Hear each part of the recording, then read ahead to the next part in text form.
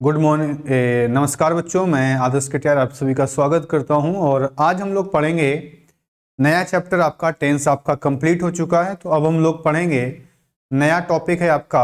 अच्छा टॉपिक है और इसको मैंने देखा, जब आपको इंट्रोडक्शन में मैंने बताया तो हमने कहा था ये वाला जो चैप्टर है आपका बहुत इंपॉर्टेंट है, बहुत ही ज़्यादा इंपॉर्टेंट है। और मैंने वहाँ पे लिखा भी था कि ये जो रूल है, ये जो कॉन्सेप्ट बहुत इंपॉर्टेंट है, अक्सर एग्जाम में यहाँ से क्वेश्चन बनते ही बनते हैं। ठीक है, तो चैप्टर का नाम है आपका कंडीशनल सेंटेंस। ठीक है, तो सभी लोग हेडिंग डालिएगा और लिखिएगा, समझिएगा क्या है ये चैप्टर। तो चैप्टर जो है आपका वो है आपका कंडीशनल सेंटेंस। ठीक है, तो एक ही क्लास में आपका ये समाप्त भी हो जाएगा। ठीक है, चैप्टर का नाम है आपका कंडीशनल सेंटेंस। अब जब हम लोग कंडीशनल सेंटेंस के बारे में बात करते हैं कि भाई ये क्या है कंडीशनल सेंटेंस, क्या इसका कॉन्सेप्ट है। ठीक है, तो कंडीशनल सेंटेंस की हम बात करते हैं जब, तो कंडीशनल सेंटेंस की एक खासियत होती है कि इसमें हमेशा दो सेंटेंस होते हैं। कंडीशनल सेंटेंस की एक खासियत होती है कि इसमें हमेशा दो सेंटेंस होते हैं। ठीक है, तो कंडीशनल सेंटेंस में हमेशा हमें दो सेंटेंस मिलते हैं। ठीक है, इसमें क्या होता है, दो सेंटेंस में से एक जो सेंटेंस होता है वो बताता है हमें कंडीशन को बताता है, और जो दूसरा सेंटेंस होता है वो उसके रिजल्ट को बताता है, यानी कि वो उसके परिणाम को बताता है। तो एक सेंटेंस बताता है कंडीशन को, दूसरा बताता है उसके रिजल्ट को यानी कि परिणाम को। ठीक है, कैसे? जैसे हमने आपसे कहा कि यदि तुम परिश्रम करोगे, यदि तुम मेहनत करोगे तो तुम एग्जाम में पास हो जाओगे। तो अगर हम यहाँ पे कहें कि एग्जाम में पास होना, मेहनत करना, कि भाई कंडीशन क्या है एग्जाम में पास होने की, तो कंडीशन ये है कि अगर तुम मेहनत करोगे तो तुम एग्जाम में पास हो जाओगे। यही तो होता है। यदि आज बारिश होती है तो हम आपकी क्लास नहीं ले पाएंगे, तो हमारी कंडीशन क्या है कि अगर आज बारिश होती है तो क्लास आपकी नहीं होगी। ठीक है, तो कहीं ना कहीं अगर हम देखें तो यहाँ कंडीशन होती है। हम कहते हैं कि जब हम उससे मिलेंगे तब हम उसको सारी चीज़ें बता देंगे। तो इसमें कंडीशन क्या है कि जब हम उससे मिलेंगे, इसका रिजल्ट क्या है, तो हम उसको सारी चीज़ें बता देंगे। ठीक है, तो कंडीशनल सेंटेंस में हमें ध्यान रखना है कि जो कंडीशनल सेंटेंस होता है उसमें आपके दो सेंटेंस होते हैं, उसमें आपके दो सेंटेंस होते हैं, जिसमें कि एक जो सेंटेंस होता है ये जरूरी नहीं कि वो पहले लिखा हो सकता है वो बाद में भी लिखा हो। ठीक है, तो जरूरी नहीं कि वो पहले लिखा हो सकता है वो बाद में भी लिखा हो। तो जो एक सेंटेंस होता है, एक सेंटेंस जो होता है वो बताता है कंडीशन को। इसको बताता है, कंडीशन को बताता है।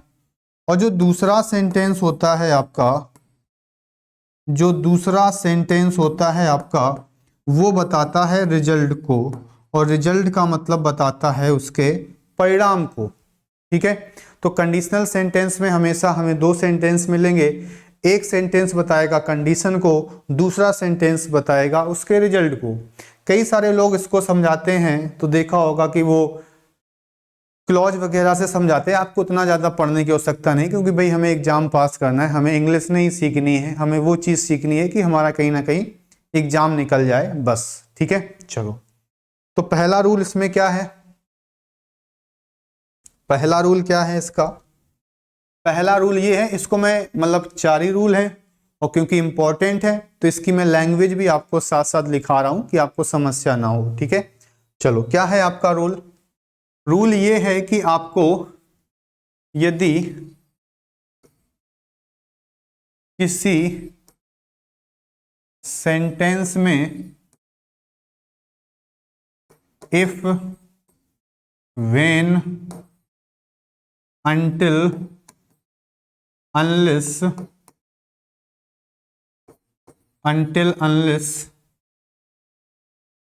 एज सून एज, यदि किसी सेंटेंस में if, when, until, unless, as soon as, after, before, in case, suppose इनके सपोज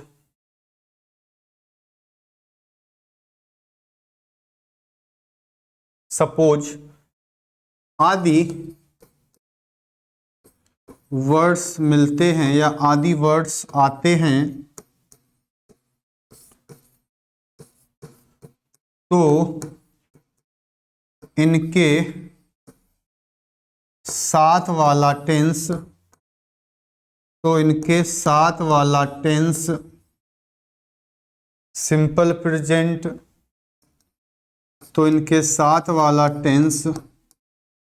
सिंपल प्रेजेंट तथा बाद वाला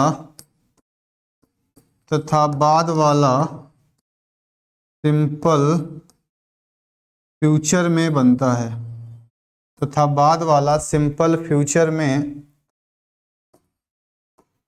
बनता है तथा बाद वाला किसमें बनता है? सिंपल फ्यूचर में बनता है। ठीक है, तो ये रूल है। तो कहीं ना कहीं अगर हम देखें इसको, इंग्लिश मीडियम वाले बच्चे किस तरीके से समझेंगे उसको, उनके लिए तो बहुत आसान है कि उनके लिए कहने का मतलब ये है कि इफ लिखा होगा या इनमें से कोई आपका कंडीशनल वर्ड लिखा होगा, वो इस तरीके से लिख लेंगे, इफ लिखा होगा या फिर कोई ना कोई एक कंडीशनल वर्ड लिखा होगा ना। तो इफ वाला जो सेंटेंस होगा, यानी इफ जिसमें लिखा होगा या कोई कंडीशनल वर्ड, भाई दो सेंटेंस होंगे तो जिनमें ये वाले कंडीशनल वर्ड आपके आ जाएंगे, वो वाला टेंस बनेगा किसमें? सिंपल प्रेजेंट में बनेगा। किसमें बनेगा? सिंपल प्रेजेंट में बनेगा। और जो बच जाएगा वो किसमें चला जाएगा? जो बच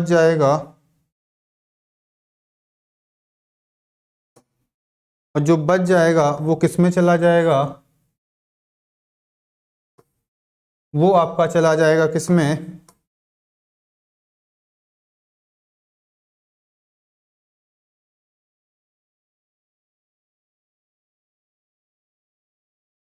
जो बच जाएगा वो चला जाएगा किसमें? वो चला जाएगा आपका सिंपल फ्यूचर में। किसमें चला जाएगा? वो चला जाएगा आपका सिंपल फ्यूचर में। तो ये वाला आपका कॉन्सेप्ट है। ठीक है, तो इसको नोट करिएगा, फिर हम लोग इसके एग्जाम्पल्स के बेस पे चीज़ों को और आगे सीखेंगे।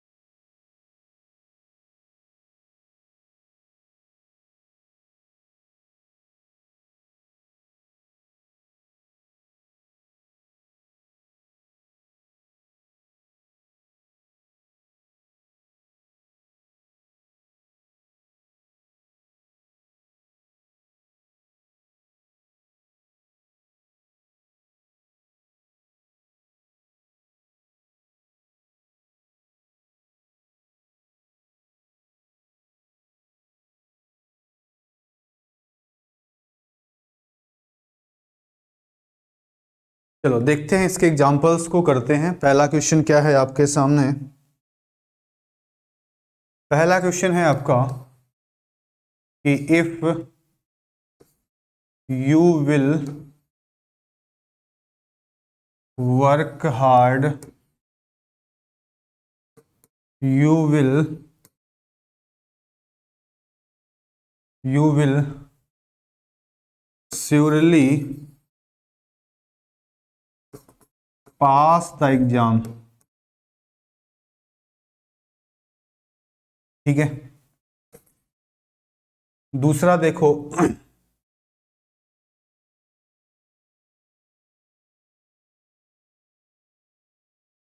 if it will rain, I can't या I will not come to class। तीसरा क्वेश्चन है आपका when I shall meet him, when I shall meet him I shall tell him, when I will meet him I shall tell him। और चौथा है आपका कि he will buy me something when he will come। ठीक है, तो 4 question है, आप लोग देखिएगा और नोट करिएगा, समझिएगा कि भाई क्या समस्या है इसमें।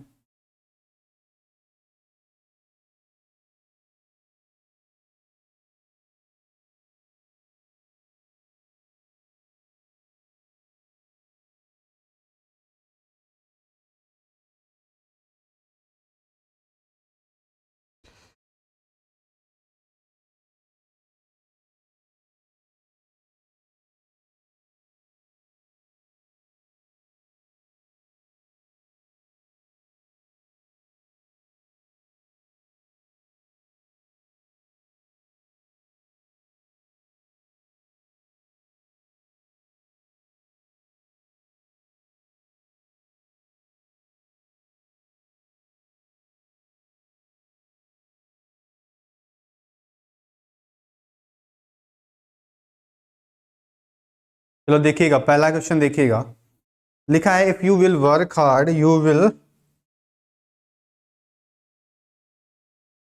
लिखा है if you will work hard you will surely pass the exam, ऐसे दिया हुआ है। तो यहाँ पर अगर हम देखें तो यहाँ पे लिखा है you will work hard, will दिया है, हटा देंगे क्योंकि इफ के साथ तो हमेशा सिंपल प्रेजेंट बनता है ना, बाद में फ्यूचर बनता है, तो आपका आंसर हो जाएगा। दूसरा ऑप्शन है if it will rain I will not come to class, दिया हुआ है, तो इफ के साथ सिंपल प्रेजेंट, सिंपल प्रेजेंट में तो विल होते ही नहीं, तो विल को हटा देंगे। इट है सिंगुलर, तो यहाँ क्या लगा देंगे, रेन्स लगा देंगे। ठीक है।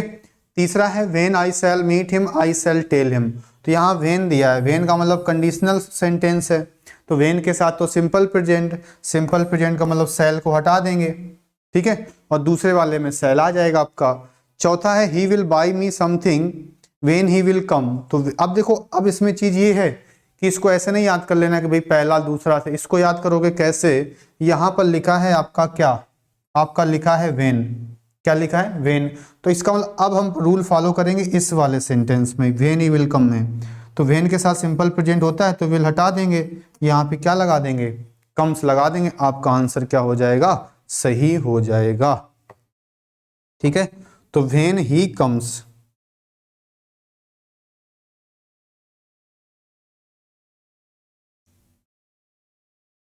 तो ये चीज़ आपको हो गई होगी, मुझे लग रहा है क्लियर हो गई होगी कि क्या इसमें डिफरेंस आता है, कैसे हमें इसको करना होता है।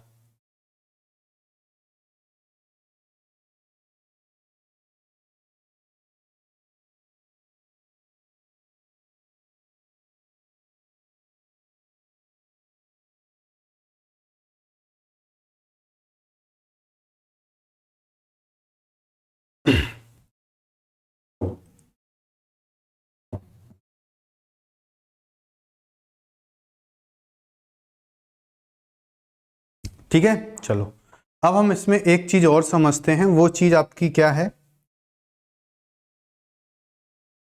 वो आपकी ये है कि जैसे हमने एक चीज इसमें और लिखाया है, मैंने पहले ही रूल में आपको एक चीज और बताई है। वो हमने उसमें एक वर्ड लिखाया था, वो हमने वर्ड लिखाया था आपके सामने अनटिल, और एक हमने आपके सामने लिखा था अनलेस। ठीक है, तो दो शब्द हमने आपके सामने लिखे थे, एक लिखा था हमने अनटिल और दूसरा हमने लिखा था अनलेस ना, अनटिल और अनलेस। अब अनटिल अनलेस में क्या होता है, तो ये कंडीशनल है, पहला वाला रूल है इसमें। तो इसमें क्या होता है, इनके साथ क्या होता है कि अनलेस और अनटिल के साथ कभी भी विल का प्रयोग नहीं होता है, और या फिर हम कह सकते हैं कि इनके साथ शैल का भी प्रयोग नहीं होता है। तो ना तो विल का प्रयोग होता है और ना ही शैल का प्रयोग होता है। काफी आसान है। कैसे? अभी हमने कहा था कि अनटिल और अनलेस के साथ टेंस कौन सा बनता है, सिंपल प्रेजेंट, और सिंपल प्रेजेंट में तो विल शैल आता नहीं है, तो इसका मतलब हटा देंगे। एक चीज जो इंपॉर्टेंट है वो ये है कि इसके साथ कभी भी नॉट भी नहीं आता है, इसके साथ कभी भी नॉट भी नहीं आता है। ठीक है, तो नॉट क्यों नहीं आता है? इस वजह से नॉट नहीं आता है क्योंकि ये ऑलरेडी आपके नेगेटिव वर्ड होते हैं। ये दोनों के दोनों जो वर्ड है वो ऑलरेडी नेगेटिव है, इस वजह से इनके साथ नॉट भी नहीं आता है ये चीज। ठीक है, देखिएगा पहला क्वेश्चन, अनटिल क्यों इंपॉर्टेंट है वो भी आपको समझ में आ जाएगा। Until the train will not get the signal, until the train will not get the signal, it will not leave the platform। ठीक है, और दूसरा आपका क्या हो जाएगा, unless he will not understand the concept, unless he will not understand the concept, he will not solve any question. ठीक है, he will not solve any question.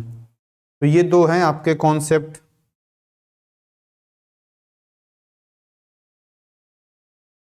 बड़ा इंपॉर्टेंट है भाई ये वाला रूल। इंपॉर्टेंट इस वजह से भी हो जाता है क्योंकि अनटिल और अनलेस में क्या होता है कि थोड़ी सी एक एक्स्ट्रा चीज बढ़ जाती है, वो नॉट वाली।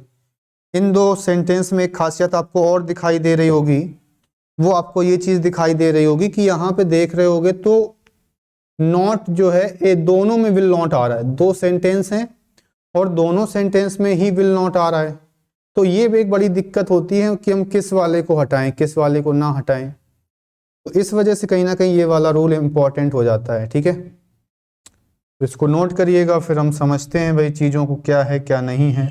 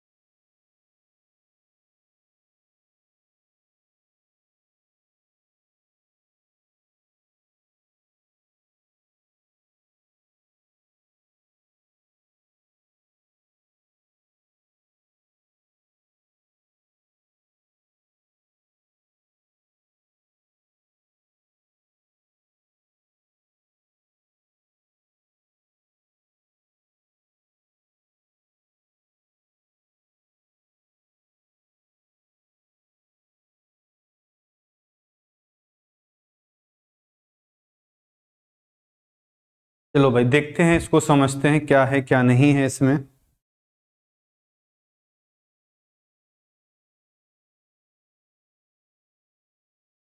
पहला क्वेश्चन जो आपका लिखा हुआ है वो लिखा हुआ है कि until the train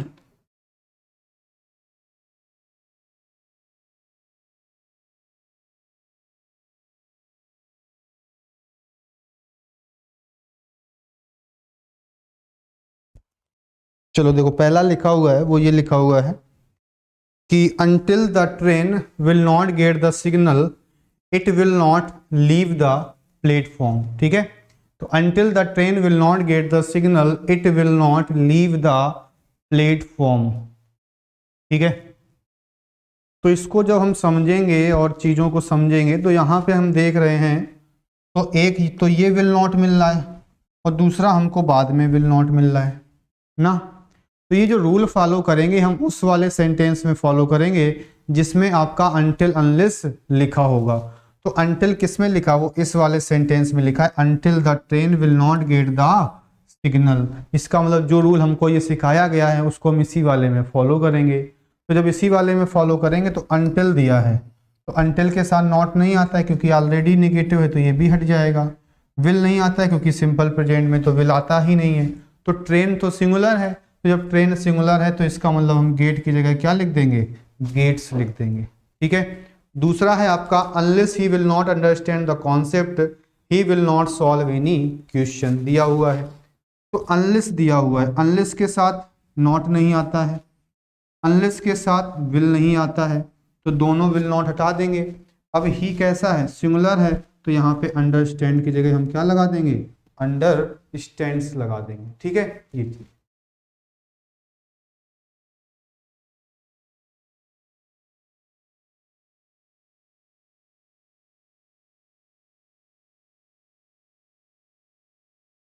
ठीक है। चलो अब आ जाते हैं रूल नंबर सेकेंड पे। अपना रूल नंबर सेकेंड समझ लेते हैं क्या है।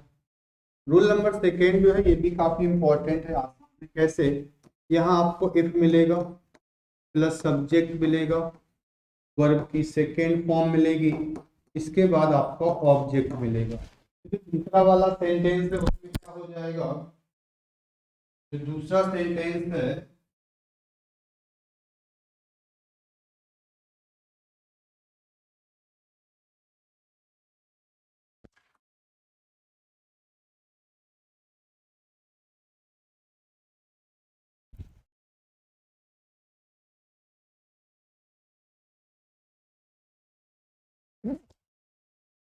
चलो, तो दूसरा वाला जो सेंटेंस है आपका उसमें क्या होगा, उसमें आपका सब्जेक्ट होगा प्लस वुड होगा प्लस वर्ब की फर्स्ट फॉर्म होगी और इसके अलावा तुम्हारा ऑब्जेक्ट हो जाएगा ना, ये चीज बन जाएगी। तो सब्जेक्ट प्लस वर्ब की सेकेंड फॉर्म, तो दूसरे वाले में subject plus would plus verb की फर्स्ट फॉर्म। ठीक है, तो है क्या यहाँ पे भाई, उधर पे प्रेजेंट था उधर पे फ्यूचर था, तो यहाँ पे तो पास्ट हो गया तो उधर भी तो पास्ट हो गया, तो बात तो वही है। ये आसान है कैसे, जैसे हमने कहा if he went there he will surely fall। ठीक है, दूसरा है if you were late I will not allow you to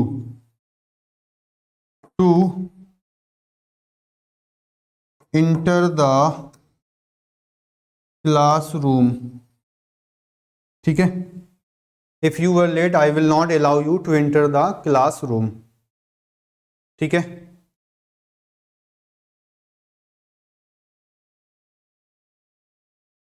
एक और देख लेते हैं, एक दो क्वेश्चन। थर्ड है आपका इफ यू सा a tiger what will your reaction be। ठीक है, इसको हम लोग क्वेश्चन वर्ड बना लेंगे दूसरे वाले को। चौथा है आपका if I had money I would buy a new car. ठीक है, तो ये चार कॉन्सेप्ट हैं आपके। देखते हैं दूसरे वाले क्वेश्चन को, समझते हैं क्या इसमें खेल हो रहा है। तो लिखा था इफ आई वेंट, वेंट का मतलब वर्ब की सेकेंड फॉर्म पास्ट है, दूसरा भी तो पास्ट में चला जाएगा। तुम कुछ ना करो, सीधे सीधे क्या कर दो, वुड कर दो, चाहे ऐसे कर दो चाहे रूल से कर दो, बात तो एक ही है। दूसरा इफ यू वर लेट, वर जो होती है ये भी तो पास्ट होता है, तो इसका मतलब दूसरा वाला भी पास्ट होगा, तो यहाँ पर भी हम विल की जगह पे क्या कर देंगे, वुड कर देंगे। ठीक है, ये चीज है।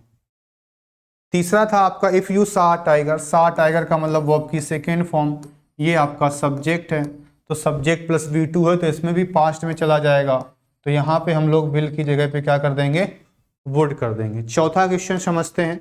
लिखा इफ आई हैड मनी, ये थोड़ा सा प्रॉब्लम करता है, तो ध्यान रखना हैड जो होती है वो वर्ब की सेकेंड फॉर्म होती है, तो ये पास्ट है तो इधर भी पास्ट है, ये भी सही है, तो इसका जो आंसर है वो हो जाएगा क्या, नो एरर, सही हो जाएगा, यानी इसमें किसी भी प्रकार की गलती नहीं है। ठीक है, ये चीज।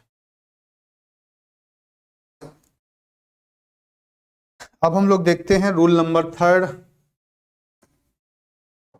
बहुत छोटा सा चैप्टर है भाई ये। ठीक है, देखिएगा रूल नंबर थर्ड क्या है, इफ दिया होगा प्लस सब्जेक्ट दिया होगा, सब्जेक्ट के साथ तुमको हैड दिया होगा, प्लस वर्ब की थर्ड फॉर्म दी होगी।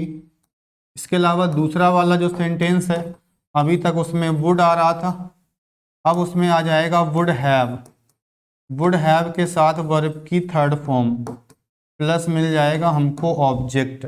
ठीक है, जैसे हमने कहा कि if you had invited me I will attend, I will attend your function, I will attend your function. ठीक है, दूसरा देखिएगा if I had the money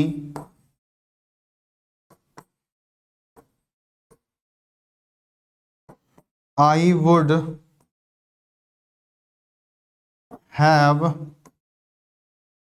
bought a new house. ठीक है, ये चीज हो जाएगी। ठीक है, तो ये दो क्वेश्चन है आपके सामने। ठीक है, नोट करो पहले आराम से, फिर हम आगे बढ़ते हैं। भाई सारी चीजें समझ के चलें कि एक ऐसा ना हो कि बाद में प्रॉब्लम हो।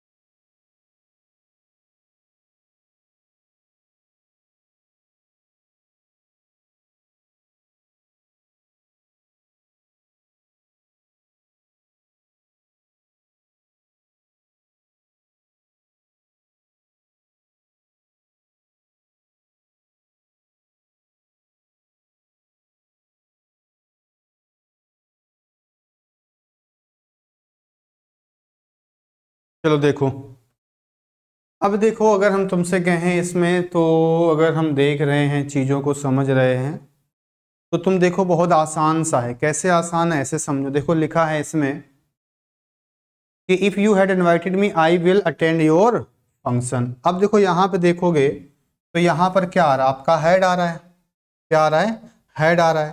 तो हैड आने का मतलब क्या होगा कि भाई हैड है, ये परफेक्ट है, और हैड के साथ ये वर्ब की थर्ड फॉर्म दी है, तो इसका मतलब दूसरा वाला फ्यूचर परफेक्ट में जाएगा, तो वुड हैव में जाएगा। तो यहाँ विल अटेंड हटा देंगे, यहाँ पर हम लिखेंगे वुड, फिर लिखेंगे हैव, और फिर हम लिखेंगे अटेंडेड। ठीक है, वुड हैव अटेंडेड। ठीक है, दूसरा if you had the money, तो हैड आपकी एक हेल्पिंग वर्ब हो गई।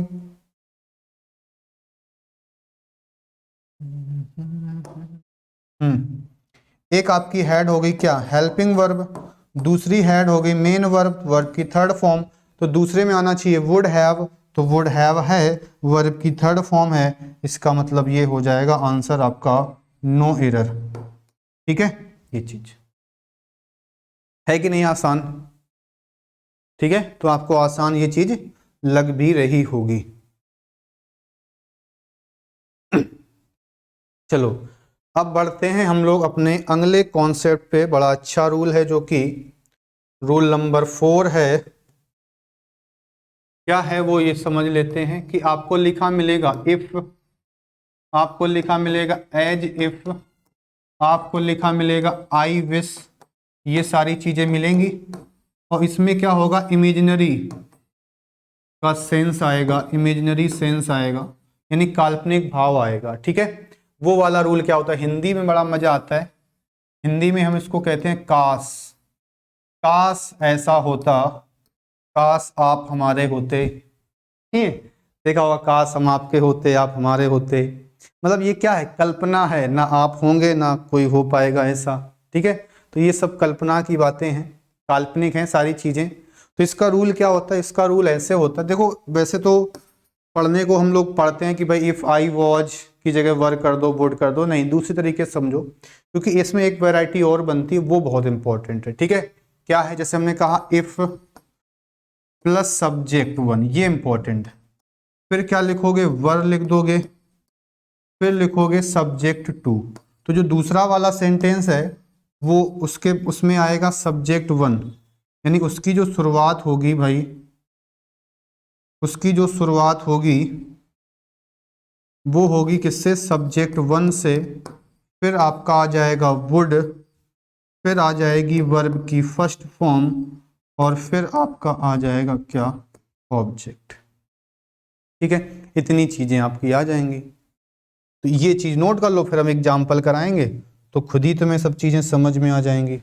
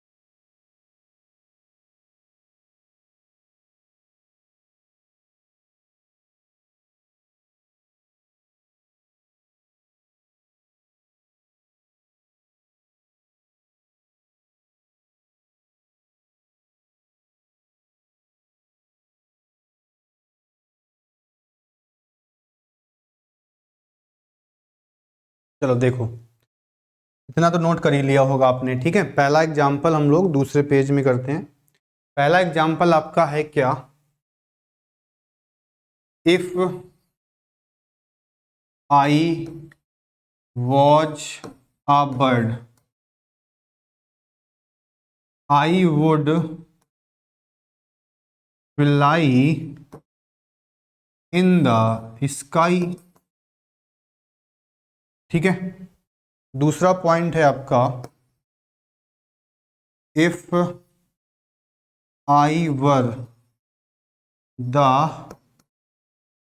Prime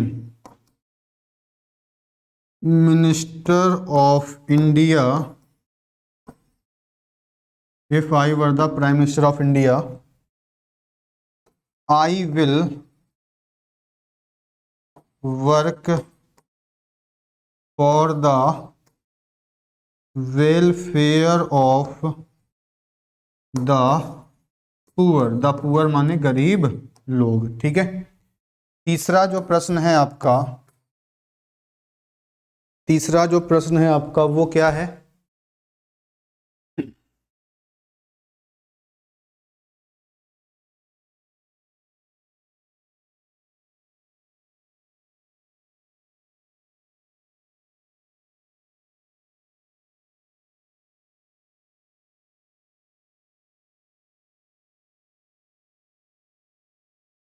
If I were him, I would teach them a lesson. I would teach them a lesson. ठीक है। तो ये 3 प्रश्न हैं, नोट करिएगा। और भी 1-2 क्वेश्चन कर लेंगे तो आपको और चीज़ें क्लियर हो जाएंगी। पहले इसको लिख लो तो फिर हम आगे चीज़ें बढ़ाएं।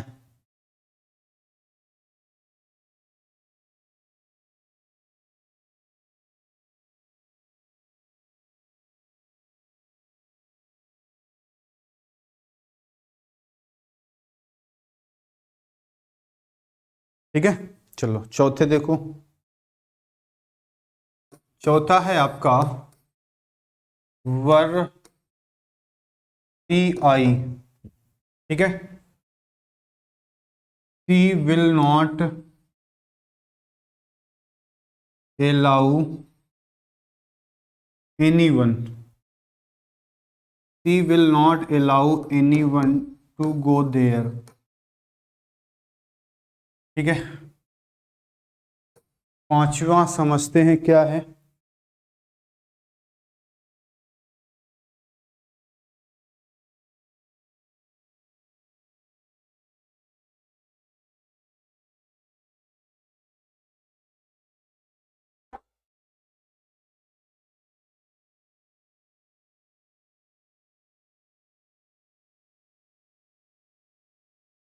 इसको हटा दो। ठीक है। चलो 4 क्वेश्चन देखते हैं पहले।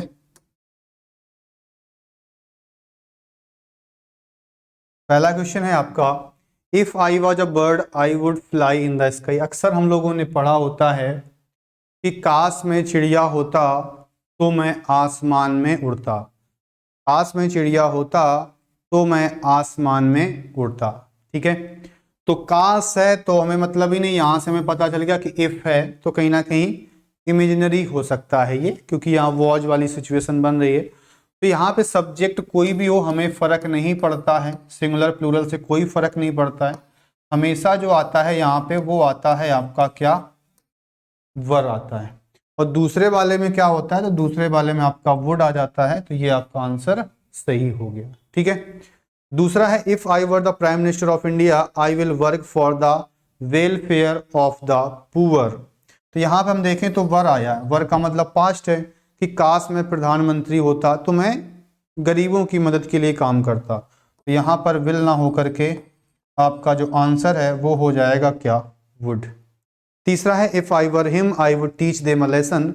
ये इंपॉर्टेंट है, रूल नंबर तीसरा वाला क्वेश्चन, क्योंकि हम लोग सोचते हैं कि यहाँ तो वर है यहाँ पे वुड है, इसका मतलब तो सेंटेंस सही हो गया, नहीं है। तो इस वजह से क्या होता है, कभी कभी चीज़ें जब थोड़ी सी डिफिकल्ट हो जाती हैं तो हमें और अच्छे से समझना पड़ता है।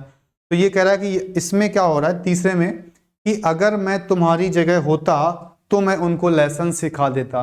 तो कभी कभी क्या होता है कि आपका दोस्त वगैरह कोई होता है तो वो पिट के आ जाता है, तो हम उससे कहते हैं कि अगर हम तुम्हारी जगह होते तो मैं उनको ये कर देता वो कर देता। तो ये कल्पना तो है, ना तो उनकी जगह होते ना तुम ऐसा करते। पता चले कि तुम खुद होते वहां पे तो तुम खुद पहले भाग जाते, है कि नहीं, उनसे पहले तो तुम ही भाग जाते। तो ये कहीं ना कहीं एक कल्पना की बात है। तो तुम्हें मैंने जो सिखाया था हमने कहा था कि सब्जेक्ट आता है यहाँ पे, तो ये आई सब्जेक्ट है, सब्जेक्ट 1, और यहाँ पर भी हमेशा सब्जेक्ट 2 आता है। क्या आता है? सब्जेक्ट 2, यानी हमेशा जो यहाँ पर आएगा वो सब्जेक्टिव केस आएगा, तो इसका यहाँ पे हिम नहीं होगा, यहाँ पे जो आपका आंसर है वो ही हो जाएगा। बहुत इंपॉर्टेंट कॉन्सेप्ट है, ध्यान रखना, ठीक है। तो यहाँ हर होता तो सी हो जाता, यहाँ मी होता तो आई हो जाता, यहाँ पे अगर देम होता तो दे हो जाता, बाकी ये सब ठीक लिखा हुआ है, ठीक है।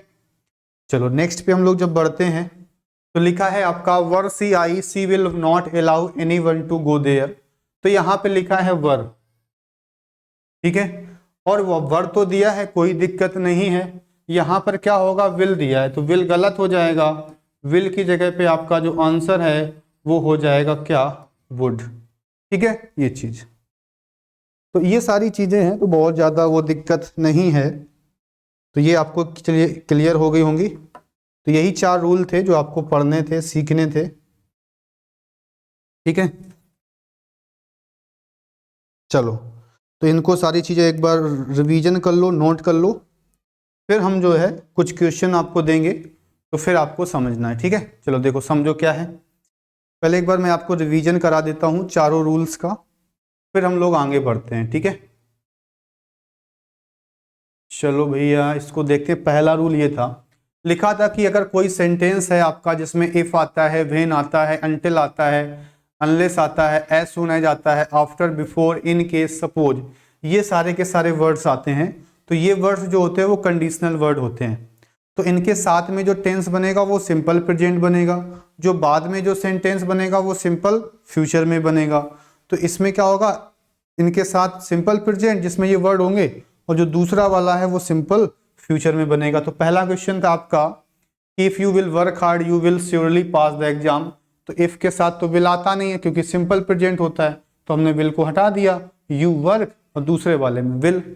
दूसरा है if it will rains I will not come to class, तो इफ इट रेन्स हो जाएगा, ठीक है। फिर लिखा when I shall meet him I shall tell him, तो वेन के साथ सेल हटा देंगे। फिर लिखा ही विल बाई मी, मतलब मेरे लिए कुछ खरीदता, अगर वो यहाँ आया होता, ठीक है। तो वेन ही विल कम्स दिया था, तो वेन की वजह से विल हटाया और हमने कम्स कर दिया, ठीक है।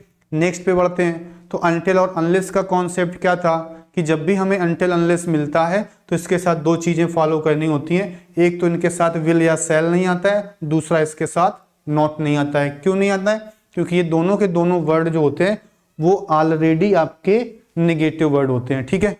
Until the train will not get the signal, it will not leave the platform, तो until के साथ will हटा दिया, not हटा दिया और उसमें गेट्स लगा दिया, ठीक है। फिर लिखा है unless he will not understand the concept, he will not solve any question, तो will not हटा दिया, understand हमने यहाँ पे लगा दिया।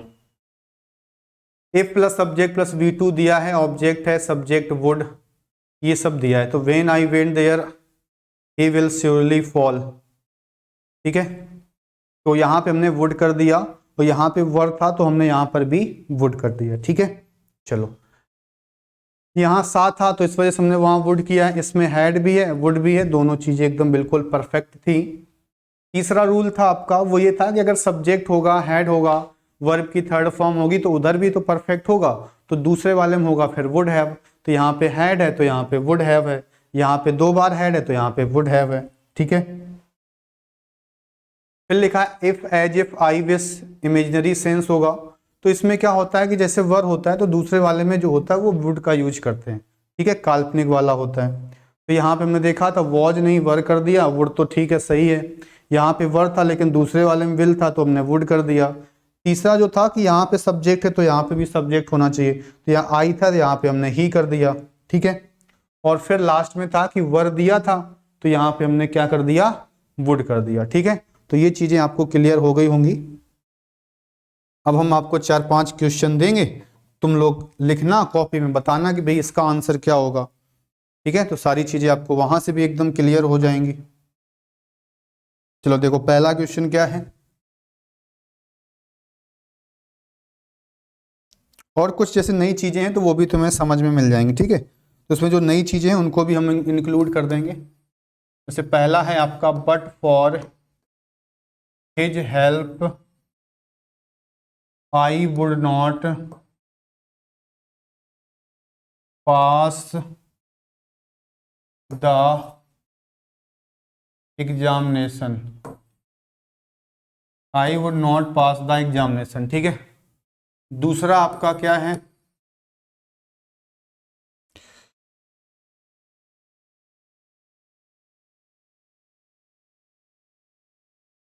Suppose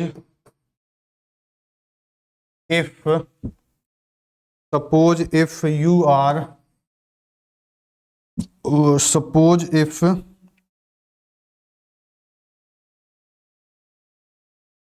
he refuses to meet you, suppose he refuses to meet you, what will you do, what will you do। ठीक है, तीसरा है आपका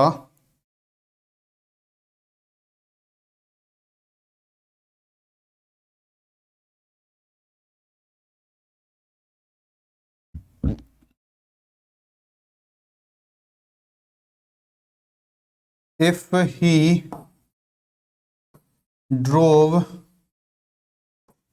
he drove fast, he can reach the station, on time। ठीक है, और चौथा जो प्रश्न है आपका वो क्या है,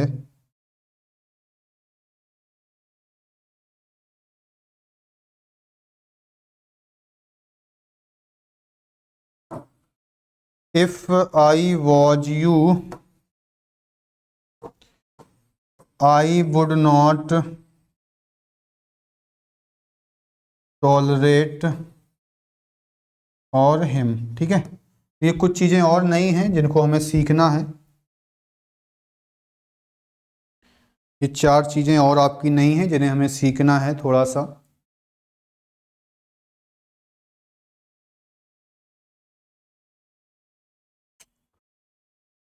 चलो ये 4 कर लोगे तो ये बिल्कुल एकदम क्लियर हो जाएंगी सारी चीजें तुम्हें।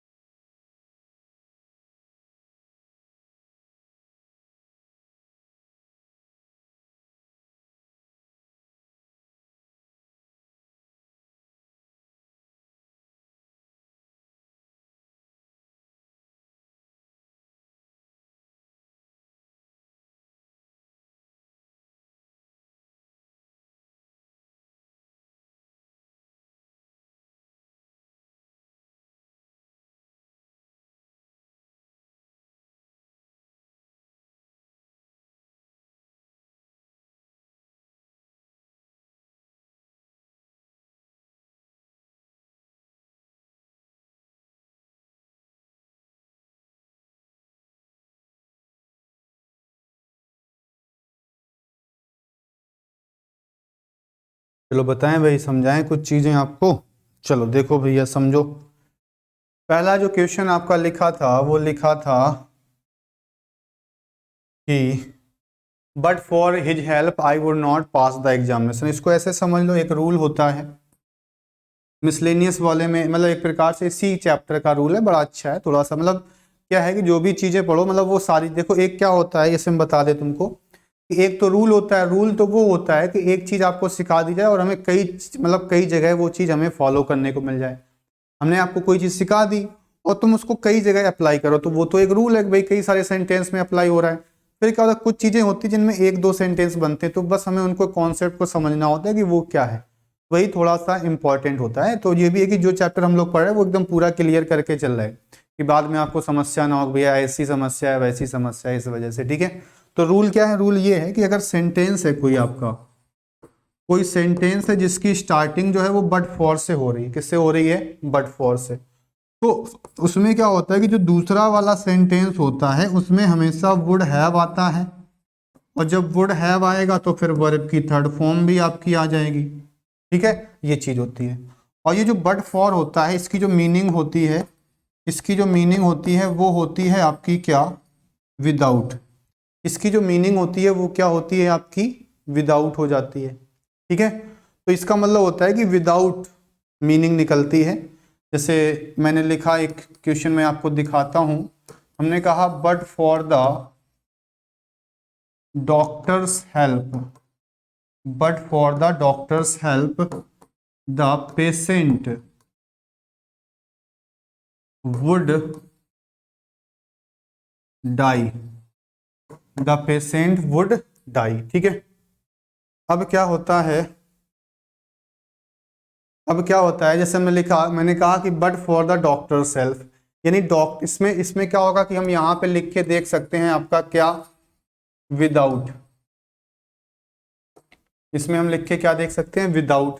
तो विदाउट द डॉक्टर्स हेल्प, यानी डॉक्टर की मदद के बिना जो मरीज है वो मर जाएगा, ऐसा है।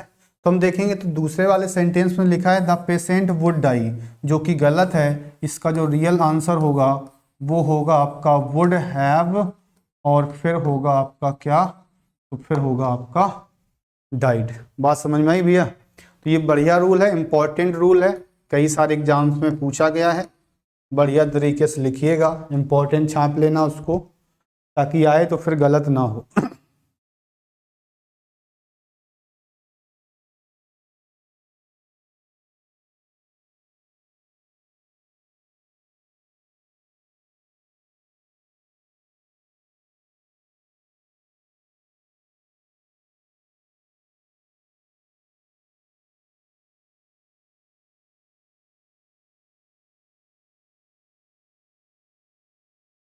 ठीक है, चलो आते हैं बैक साइड। तो पहला क्वेश्चन था but for his help he I would not pass the examination, तो यहाँ पे लिखा था बट फॉर। तो बट फॉर लिखने का मतलब है कि अब इसमें क्या आना चाहिए, बट फॉर का मतलब है कि इसमें दूसरे वाले में आना चाहिए वुड हैव, तो इसको हमें गलत करना पड़ेगा। तो हम यहाँ पे लिखेंगे वुड नॉट हैव, फिर हम लिख देंगे पास्ड। ठीक है, वुड नॉट हैव पास्ड। फिर दूसरा क्वेश्चन है आपका सपोज और इफ वाला। तो सपोज जो होता है वो भी कंडीशनल वर्ड है, इफ जो है वो भी कंडीशनल वर्ड है, क्योंकि हम जब बोलते हैं तो हमें बोलने में बड़ा अच्छा लगता है सपोज इफ, सपोज इफ अक्सर हम बोलते तो हम सोचते हैं कि जब बोलते हैं तो सही होता है। तो स्पीकिंग में और ग्रामेटिकली चीज़ों में थोड़ा सा डिफरेंस होता है, ध्यान रखना। ये नहीं भैया तुम जो ग्रामेटिकली है उसको भी तुम वही चीज़ फॉलो कर रहे हो, ठीक है, तो ये ध्यान रखना। तो सपोज जो होता है, सपोज या तो इफ, दोनों में से एक चीज़ रहेगी। तो याद रखिएगा जब सपोज आएगा तो इसके साथ हम लोग इफ का यूज नहीं करेंगे। तो वही होता है कि सपोज के साथ कभी भी इफ नहीं आता है। ठीक है, तो सपोज के साथ क्या नहीं आता है, तो सपोज के साथ आपका इफ नहीं आता है। ठीक है, ठीक है, तो ये ध्यान रखना। तो जैसे हमें जैसे मान लो सपोज मिल गया, तो सपोज भी मिल गया और इफ भी मिल गया, एक ही चीज तो रहेगी, तो हम इफ को हटा देते हैं। ठीक है, ये चीज है। फिर तीसरा क्वेश्चन लिखा है if he drove fast he can reach the station on time. तो यहाँ पे ड्रोव लिखा है, ड्रोव का मतलब वर्ब की सेकेंड फॉर्म, तो इधर भी पास्ट होना चाहिए, तो कैन की जगह हो जाएगा आपका क्या, कुड हो जाएगा। ठीक है, ये चीज है। चौथा क्वेश्चन है if I was you I would not tolerate हम, कि अगर मैं तुम्हारी जगह होता तो उन्हें सहन नहीं करता। तो कास वाला है तो यहाँ पे वॉच की जगह पे हमें लिखना पड़ेगा क्या, वर।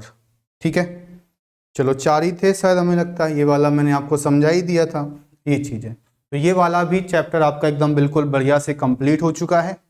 तो सभी लोग इसको क्या करिएगा, बढ़िया से लिखिएगा, समझिएगा, नोट्स बढ़िया बनाइएगा, ठीक है, ताकि बाद में आपको कोई समस्या ना हो। ठीक है, काफ़ी अच्छा रूल है, बड़ा अच्छा है। 1 ही घंटे का था आपका पूरा का पूरा कॉन्सेप्ट जो हमने क्लियर कर लिया। 4 रूल हैं, हर पेपर में आएगा, चाहे तुम प्री का पेपर दो, चाहे तुम मेंस का पेपर दो, कभी भी कोई भी पेपर इसके बिना नहीं बन पाता है।